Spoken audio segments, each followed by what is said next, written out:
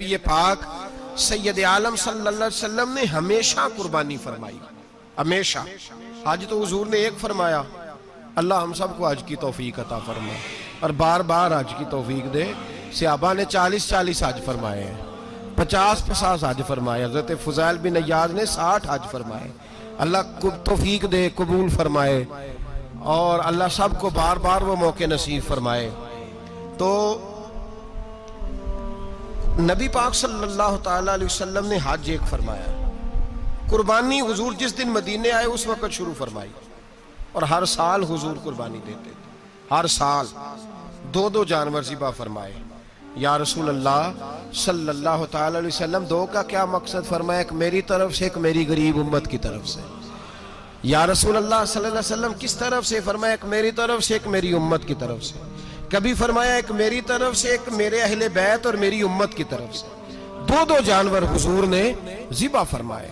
اور پھر میرے حبیب پاک صلی اللہ تعالیٰ علیہ وسلم کے غلام مولا علی شیر خدا، ابن ماجہ کی روایت ہے، حضرت علی شیر خدا فرماتے ہیں کہ نبی پاک علیہ السلام 2 جانور ذبح کرتے تھے۔ خود حضرت علی کی جب باری آئی تو انہوں نے بھی 2 فرمائے۔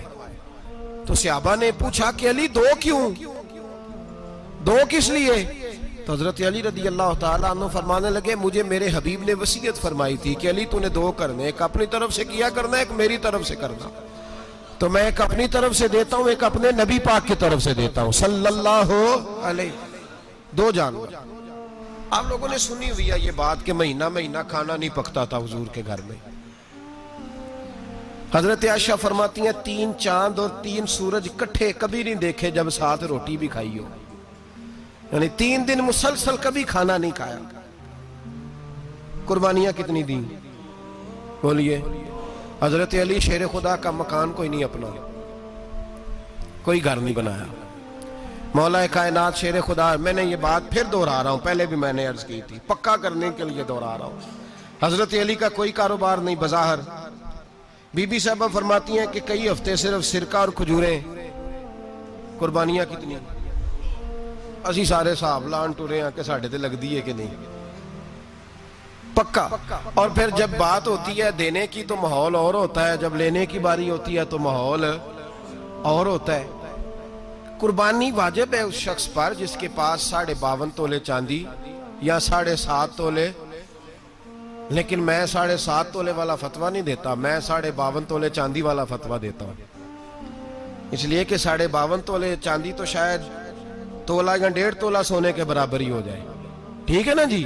تو 7.5 تولے سونا 50-60 ہزار روپیہ جس آدمی کے اکاؤنٹ میں موجود ہے وہ قربانی کرے۔ بلکہ امام شافعی رحمۃ اللہ علیہ فرمایا کرتے تھے جس نے 3 کمروں کو تالا لگایا ہوا ہے وہ 3 کمرے فارغ ہیں، اس کے کسی کام کے نہیں، ان کی قیمت کا حساب لگائے۔ چھت پہ سٹور بنا دیا ہے، کوئی مطلب نہیں اس کا، اور جو ویسے رکھی ہوئے ہیں کوئی معنی ہی نہیں کمرے کا۔ فرماتے تھے حساب لگائے، قربانی کرے۔ رب کریم کی بارگاہ میں دینے کا جب معاملہ آیا تو گول کر گیا کام۔ میرے رسول کائنات سرور عالم صلی اللہ علیہ وسلم کا جب اپنے لیے چیزیں استعمال کرنے کا ماحول ہے تو محبوب پاک علیہ السلام نے مہینہ روٹی نہیں پکائی۔ یہاں جو آدمی ہر جمعرات کو 4 کلو بکرے کا گوشت پکاتا ہے اور ہر تیسرے دن مرغی کا گوشت لاتا ہے، وہ قربانی کی باری آتی ہے تو کہتا ہے میرے پہ لگتی نہیں۔ وہ ٹھیک ہے ابا جی لے آئے، ابا جی کی طرف سے قربانی ہے، اس دفعہ ابا جی کی، اگلی دفعہ اماں جی کی، اس سے اگلی دفعہ دادی جی کی۔ او خدا کے بندو، جس آدمی کے پاس پیسے ہیں پہلے اپنی قربانی واجب ہے۔ میری بات کی سمجھ آ رہی ہے عزیزوں کو؟ جو آدمی صاحب استطاعت ہے پہلے کس کی قربانی کرے گا؟ وہ کمائی کرتا ہے، اس کے اپنے اکاؤنٹ میں تنخواہ آتی ہے، ابا جی کے اکاؤنٹ میں نہیں آتی۔ اس نے اپنا بینک بیلنس چوری بھی رکھا ہوا ابا جی سے۔ پہلے اپنی قربانی کرے، اگر اس کو شوق ہے، دل کرتا ہے تو ایک اور خریدے، پھر ابا جی کی طرف سے کرے۔ اگر اللہ نے توفیق دیا تو ایک اور خریدے، اماں جی کی طرف سے کرے۔ اور اگر اس کے دل کو اللہ ٹھنڈک عطا کرے، سکون کرے تو پھر اپنے رسول کی طرف سے بھی قربانی دے، پھر اپنے محبوب کی جانب سے بھی قربانی کرے۔ نبی پاک صلی اللہ تعالیٰ علیہ وسلم نے ہر سال 2 قربانیاں دی، 10 سال۔ کل کتنی ہوگی 10 سالوں میں بولیے؟ اور جب حضور حج کرنے گئے نبی پاک نے 63 اونٹ ذبح فرمائے۔ ایک اونٹ میں کتنی قربانیاں ہوتی ہیں؟ 63 اونٹ حضور نے ذبح فرمائے. اور حدیث بڑی مزیدار ہے. حضرت ابو ہریرہ رضی اللہ تعالیٰ عنہ فرماتے ہیں کہ جب اونٹ ذبح کرنے کی باری آئی تو ہم سوچ رہے تھے، پریشان تھے کہ یہ تو بڑا مشکل ہے ذبح کرنا، بڑا مشکل ہے، اس کو تو نہر کرنا پڑتا ہے، گرانا پڑتا ہے، باندھنا پڑتا ہے. سب سے مشکل کام اونٹ ذبح کرنا ہے. تو نبی پاک صلی اللہ علیہ وسلم کی تو عادت کریمہ ہے، اپنے ہاتھ سے ذبح کرتے ہیں حضور. وہ ہمارا اللہ خیر کرے، اب اللہ ہی حافظ ہے. ذبح کرنا تو دور کی بات ہے. ہمارا جو بی اے پاس لڑکا ہے نا، اس کو ڈر آتا ہے جانور کے پاس کھڑے ہوتے بھی. کہتے ہیں بچوں کو اندر لے جاؤ، 10 سال کا 12 سال کا، اس کو اندر لے جاؤ، ذبح کرنا ہے، روئے گا. اور بس کرو یار، یہ کس قوم سے تمہارا تعلق پڑ گیا ہے؟ ہمارے تو 12 اور 14 سال کے معوذ اور معاذ ابو جہل کی گردن کاٹ کے رکھ دیا کرتے تھے. اور تو بچہ بکرا ذبح کرنے سے ڈرا رہا ہے. اس کو کھڑا کر لا کے. قربانی تو جہاد کی ٹریننگ ہے. وہ کھڑا کر، اس کو کہا بیٹا یہاں کھڑا ہو، اللہ کے رستے میں بکرے کی گردن کاٹنی ہے. اگر کوئی شخص خدا رسول کے دین کی مخالفت کرے، کفر کا جھنڈا اٹھائے، تو اس کی گردن بھی کاٹنی ہے. یہ ٹریننگ ہے بچوں کے لیے. یہاں عجیب ماحول ہے، ڈر لگ رہا ہے، پیچھے ہٹ جاؤ. اور جس صاحب کی قربانی ہے وہ بھی کوئی 1.5 کلومیٹر کے فاصلے پہ کھڑے ہیں، دور کھڑے ہو کے دیکھ رہے ہیں. نفیس ہی بڑے ہیں جناب، لطیف ہی بڑے ہیں. کپڑوں کو کوئی قطرہ خون کا لگ گیا تو بڑی مصیبت بن جائے گی. اور امیر آدمی، اس کا تو گھر کسائی نے خود فون کیا ہے کہ صاحب سب سے پہلے میں آپ کے گھر آؤں گا. اس کو پتہ ہے کہ منہ مانگی قیمت ملے گی. مہربانی فرمائے، قربانی میرے رسول پاک صلی اللہ علیہ وسلم سے زیادہ نفاست والی طبیعت کسی کی نہیں. صحابہ کہتے ہیں اتنا حسین محبوب کا انداز تھا کہ کبھی کپڑوں پہ مکھی بھی نہیں بیٹھی تھی. اور حضور سے ہم سلام لیتے تھے، دست مبارک چومتے تھے تو ہمارے ہاتھوں سے کستوری کی خوشبو آنے لگتی تھی. اور فرماتے ہیں نبی پاک کا ہاتھ یوں ہوتا تھا کہ برف بھی اتنی ٹھنڈی نہیں جتنا پیارا حضور کا ہاتھ ٹھنڈا ہوتا تھا. پھر بھی حضور دست مبارک میں خنجر پکڑتے، جانور کو لٹاتے اور اپنی طامت کو سمیٹتے، اور اللہ کے حبیب گھٹنا رکھتے اس کی گردن پر، اور بسم اللہ اللہ اکبر کہہ کے ذبح فرماتے. حضور خود دست مبارک سے. تو اتنا زیادہ نازک مزاج ہو گیا ہے کہ اب یہ والی سنت ادا کرنا مشکل ہو گیا تیرے لیے. 63 اونٹ ہیں. اور صحابہ کرام علیہم رضوان فرماتے ہیں کہ حال یہ ہے، ہم سوچ رہے ہیں کیسے ذبح کریں گے، کیا کریں گے، کیسے گرائیں گے. اور نبی پاک صلی اللہ علیہ وسلم کہتے ہیں ہم ابھی سوچ میں ہی تھے کہ حضور نے چھری پکڑی. خنجر جب حضور نے اٹھایا تو فرماتے ہیں اونٹ دوڑتا ہوا آیا اور نبی پاک کے سامنے آ کے لیٹ گیا. فرماتے ہیں اللہ کے رسول نے بسم اللہ اللہ اکبر کہہ کے ذبح کیا. اس نے ٹانگ بھی کوئی نہیں ہلائی، پیر بھی کوئی نہیں ہلایا. وہ کسی شاعر نے بڑی عجیب بات کہی تھی. اس نے کہا پھنسی جو دام میں بلبل تو لگی یوں کہنے، کرے گا قتل کیا تو نے جب اسیر مجھے، کباب شمع کے شولے پہ کیجیو صیاد، شکل گل نظر آئے دم اخیر مجھے. وہ کہتے ہیں بلبل کو شکاری، صیاد شکاری نے پکڑ لیا بلبل کو. تو صیاد سے بلبل کہنے لگی تو نے پکڑا ہے تو قتل تو کرے گا ہی نا، کھائے گا تو صحیح، ایک میری منت ہے. شکاری کہنے لگا وہ کیا؟ تو بلبل کہنے لگی جب تو مجھے ذبح کرے نا اور پکائے تو مجھے پھول سے بڑی محبت ہے. اس طرح کرنا، کوئلے اتنے زیادہ دہکانا، اس قدر زیادہ آگ جلانا کہ ان کی شکل گلاب کے پھول کی طرح سرخ ہو جائے.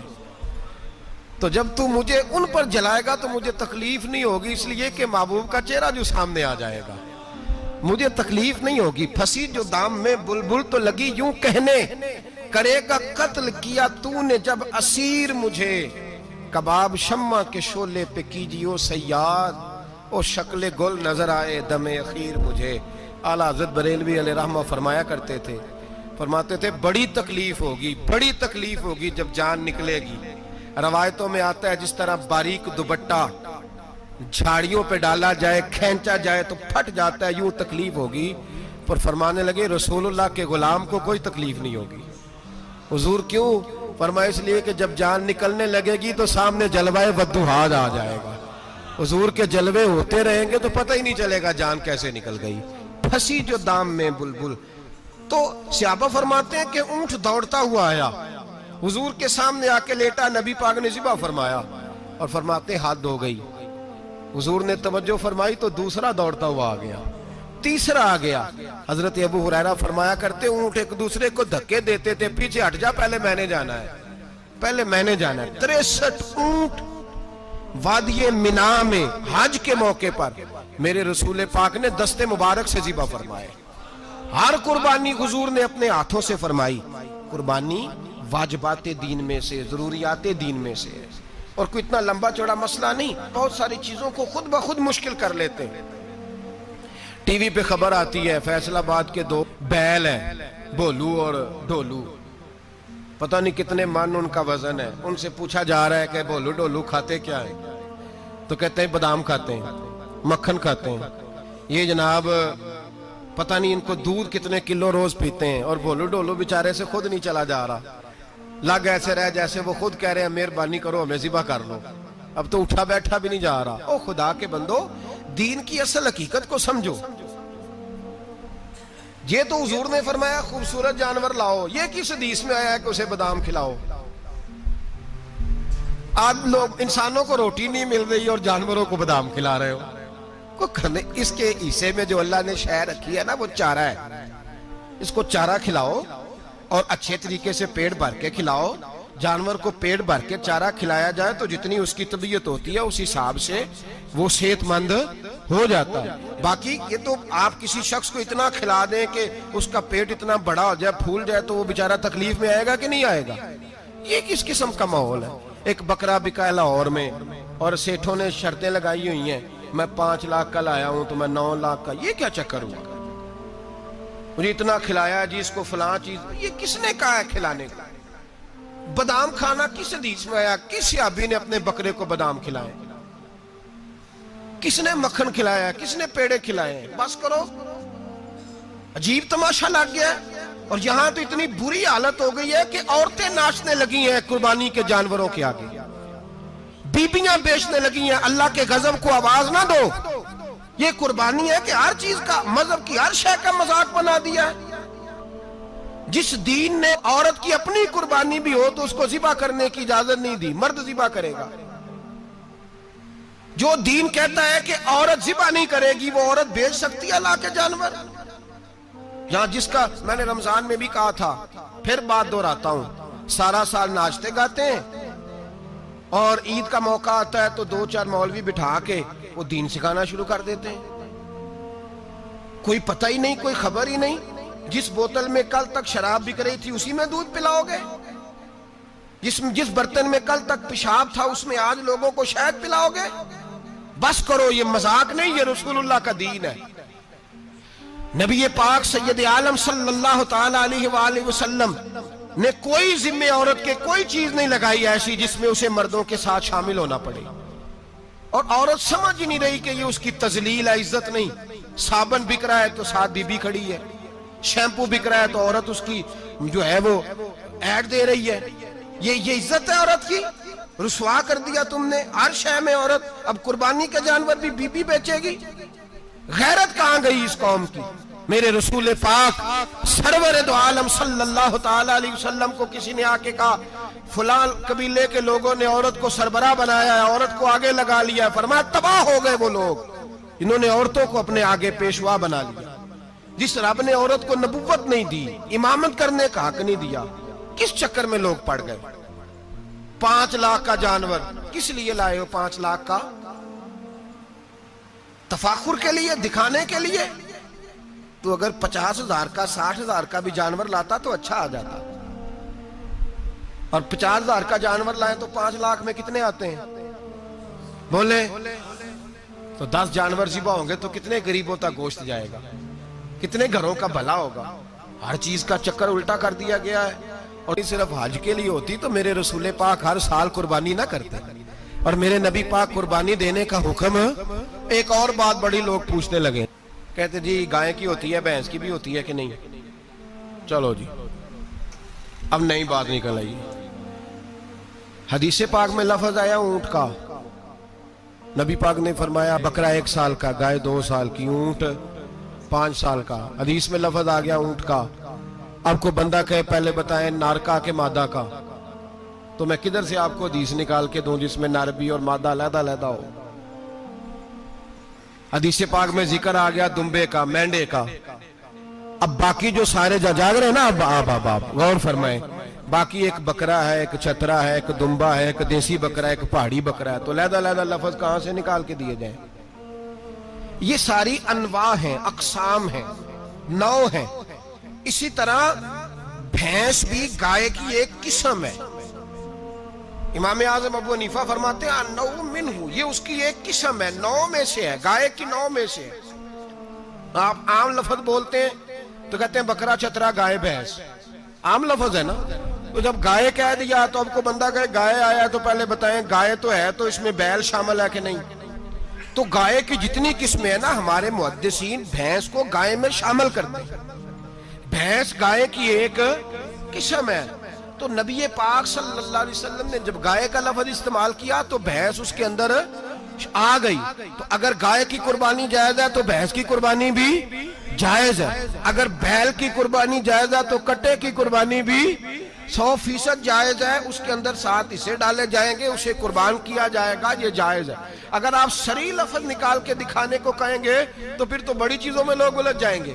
پھر کیسے نکالا جائے گا خسی کی جائز ہے کہ نہیں، جو خسی نہیں اس کی جائز ہے کہ نہیں، فلاں کی. تو ان تفصیلات، ہاں بہت ساری چیزوں کی تفصیلات حدیث میں ہیں لیکن ساری چیزوں کی موجود نہیں. اس لیے میرے عزیز یاد رکھیں، بھینس کی قربانی بھی ہوگی، گائے کی بھی ہوگی، بیل کی بھی ہوگی، کٹے کی بھی ہوگی. جن کی نہیں ان کی نہیں. ہم نے کبھی کہا ہرن کی قربانی بھی ہوگی یا مرغی کی قربانی بھی ہوگی.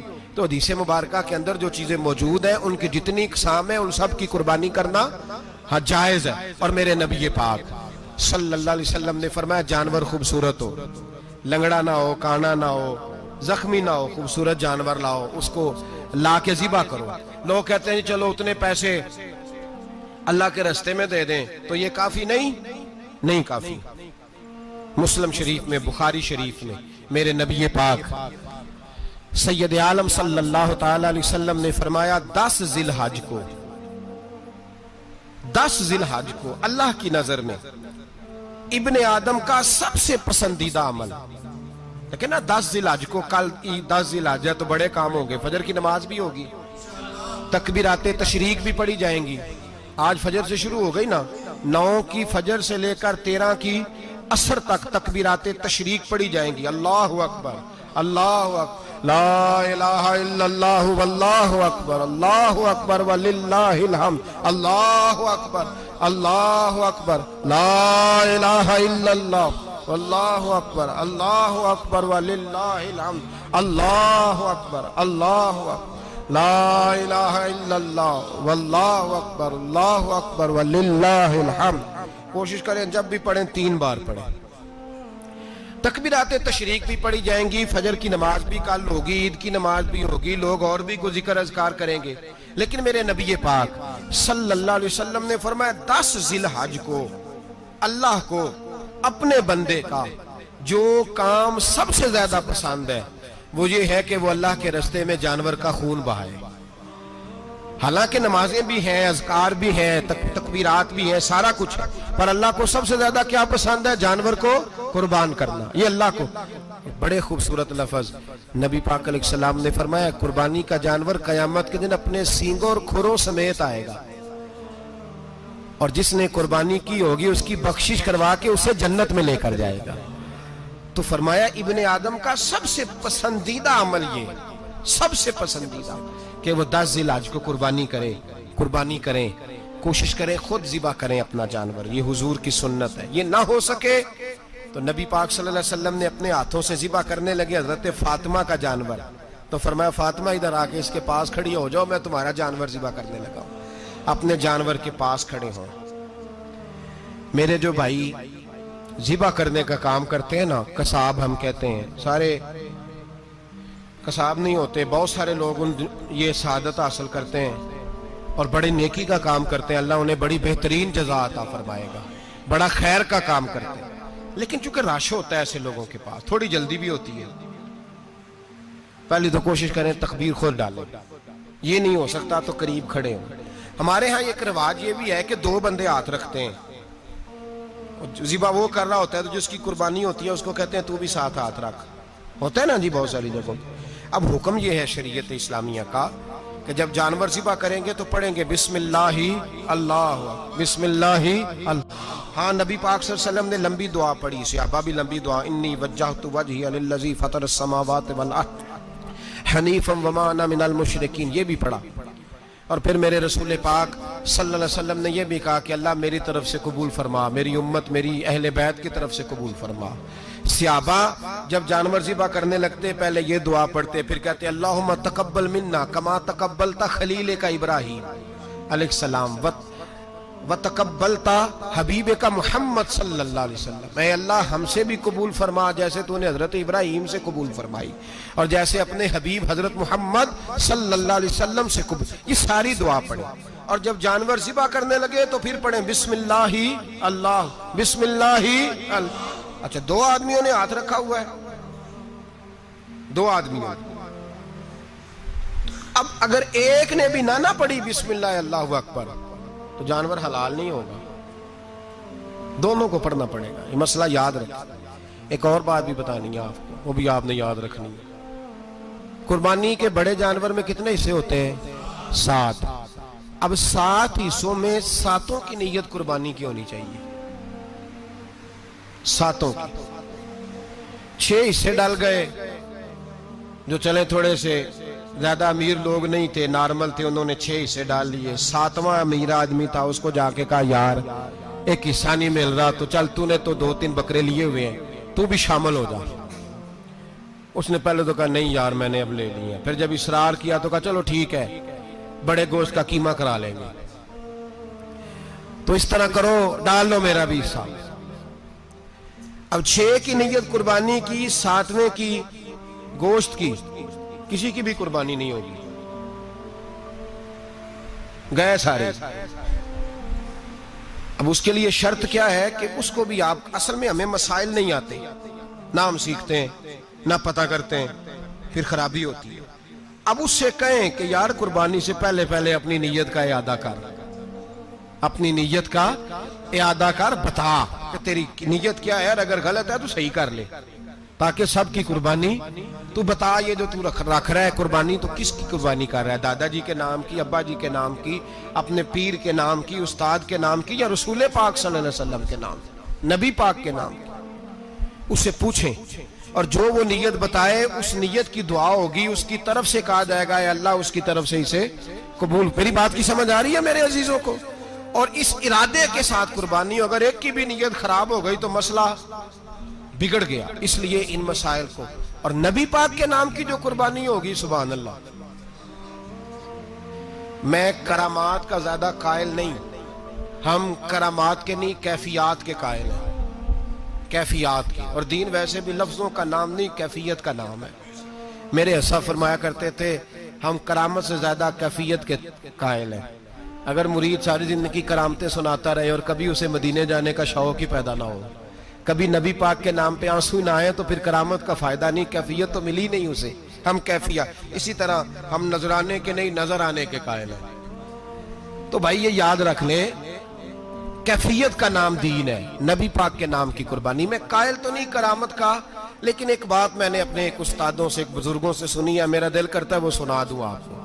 اور بزرگوں کا قول ہے اصل رنگ جو میں عرض کر رہا ہوں اسی رنگ میں اس کو رکھیے گا، اور جس حد تک میں بات کر رہا ہوں اسی حد تک رکھیے گا۔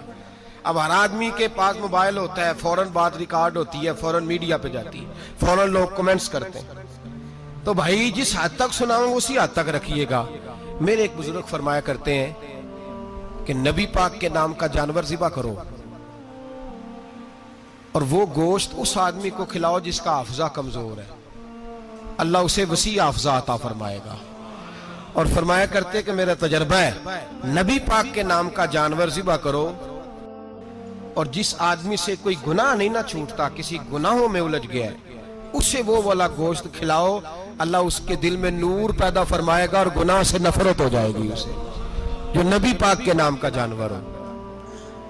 تو ہم جو سیکھنے والے لوگ ہوتے ہیں، ہمارا دل کرتا ہے کہ چلو تھوڑا سا اپنی طرف سے بھی پوچھ لیں۔ تو میں نے کہا حضور اگر بیمار کو کھلا دیں تو فرمانے لگے کھلا دو، اللہ صحت دینے والا ہے، پر بیمار کے لیے دوائیاں بڑی ایجاد ہو گئی ہیں، گناہگار کی دوائیاں نہیں ملتی، بیماروں کی دوائیاں بڑی ہیں۔ गुनाहगारों की नहीं मिलती, गुनाहगार को खिलाओ।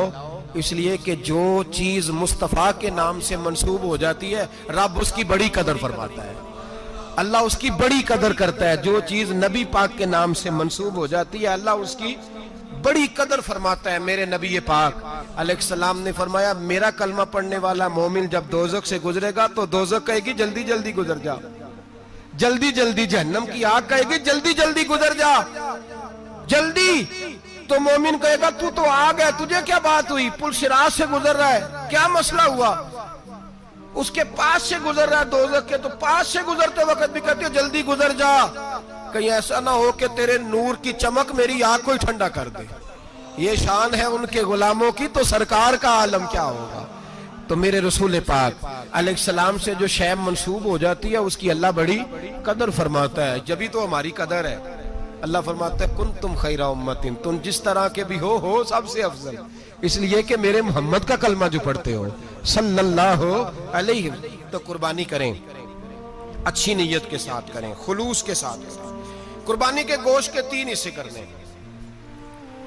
एक देना है खालस गरीब लोगों को, जी क्या देना है उनको, जी गरीबों को क्या देना है, नाल झिड़का नहीं देनिया 250 आ भी गए हो तुसी, अजे तो खल भी नहीं लाई, झिड़का नहीं देनिया, और जो तेरे दरवाजे तक चल के आ गया। और अल्लाह पाक से डरा कर, बस ये सोच के उसने तुझे देने वाला बनाया है। भाई ये सोच कि कोई किसी के दरवाजे तक नहीं जाता, ये सोच वो बड़ा बेनियाज है, कुछ का कुछ कर देता। तेरे दरवाजे तक आ गया ना, बस ठीक हो गया। तू समझ कि उसने तुझे बड़ी इज्जत दी है, तेरे दरवाजे तक छापर लेके आया, झिड़के ना दे, उत्ते बह जा, तू आ भी गया है, ऐसे ना कर, ऐसे ना कर बिल्कुल। बस जो आ गया है ना उसको इज्जत दे, वकार दे। गरीब को गोश्त देना है, 7 झिड़के नहीं देनी। और उसको बड़ी अजीब बात है, चौधरी साहब बैठे हुए हैं, 2 पंखे चल रहे हैं, और उन्होंने जनाब बड़ा सोफा रखा हुआ है और टप में गोश्त रखा हुआ है, और गरीब आदमी लाइनों में लगे हुए हैं। थोड़ी देर के बाद में चाय पीनी, बस कर यार बस कर, बेपरवाही वे एक सज्जन दी जिथे किसे दी पेश ना जावे, उन्हें ताजा वाले दर दर रोले ते मंगते हैं तख्त बिठावे। डर उसकी बेनियाजी से, देख जो तेरे दरवाजे तक आ गया, बस आ गया, इतना ही काफी है, इतना ही काफी है, और इसी पे इक्तिफा कर। और कसाई से भी मेरी गुजारिश है कि फटाफट जिबा करना है, अगले घर भी जाना है। जानवर में अभी जान होती है तो खलड़ी उतारनी शुरू कर देते हैं, जुल्म है। जिस महबूब ने फरमाया है कि जानवर के सामने जानवर जिबा ना करो, जिन्होंने कहा कि जानवर के सामने छुरी तेज ना करो, उन्होंने तुम्हें कैसे इजाजत मिल गई हो। भाई कुछ नहीं होता, अल्लाह खैर करेगा। और आप भी कसाई की मिन्नत करें, लड़ाई नहीं करें, गुजारिश करें, कहीं जरा ठहर जा यार, 2 मिनट ठहर, ठंडा होने दे, इसे ठंडा होने दे। जिंदा आदमी की खाल उतारें तो कितनी तकलीफ होती है, इतना जुल्म। मैंने देखा उसी वक्त उसने लटका दिया, पैर काटने लग गया, फटाफट ना, ठंडा होने दें। नबी पाक सल्लल्लाहु अलैहि वसल्लम ने मना फरमाया, जानवर ठंडा हो, का गोश्त बनाए अच्छे तरीके से, कुछ नहीं होने लगा, कोई मसला नहीं है ऐसा। वो जो हमारे यहाँ मशहूर है ना, ईद वाले दिन रोजा होता है तो कुर्बानी के गोश्त से खोलना है, रोजा कोई नहीं होता। बस इतनी बात है कि अच्छी बात है, मुस्तहब है, अच्छा फेल है कि आप सबसे पहला खाना कुर्बानी का गोश्त ही खाएं। तो शुगर वाले बेचारे की शुगर लो हुई है, गोश्त मिलेगा 5 बजे, वो तो मर जाएगा। तो कोई जरूरी नहीं, वो खाना खाए जो घर में मौजूद है, नाश्ता वो करे, कोई ऐसी बात नहीं। गोश्त बन जाए तो वो खा ले, कोई रोजा नहीं। ईद वाले दिन कोई रोजा नहीं होता, यौम अरफा का रोजा है, ईद वाले दिन का कोई रोजा नहीं। बहरहाल उस गोश्त के 3 हिस्से करें, एक खालस गरीब आदमी को, दूसरा रिश्तेदारों को, अजीजों को, पड़ोसियों को, तीसरा घर में रखें, इस्तेमाल करें, खाएं। सारा गोश्त घर में रखना भी जायज है और सारा बांट देना भी। मैंने पिछले जुमे भी कहा था, फिर याद कराता हूं, जो लोग कुर्बानी करते हैं ना, वो वाले लोग हैं जिनके घर में आज भी गोश्त पकेगा। कुर्बानी देने वाले वो लोग हैं जो हफ्ते में हर 3 दिन गोश्त खाते हैं, फल भी खाते हैं। तो आप तो सारा साल खा रहे हैं, हर जुमे वाले दिन 3 किलो बकरे का गोश्त आता है। तो जो कुर्बानी का गोश्त है वो बांट दें, सारा गरीब को दें। और अगर आपने अभी तक हमारा चैनल सब्सक्राइब नहीं किया तो फौरन सब्सक्राइब कीजिए, साथ ही बेल आइकॉन पर क्लिक करें ताकि मजीद आने वाली वीडियो है वो आपको वक्त पर मिलती रहे। अल्लाह हाफ़िज़।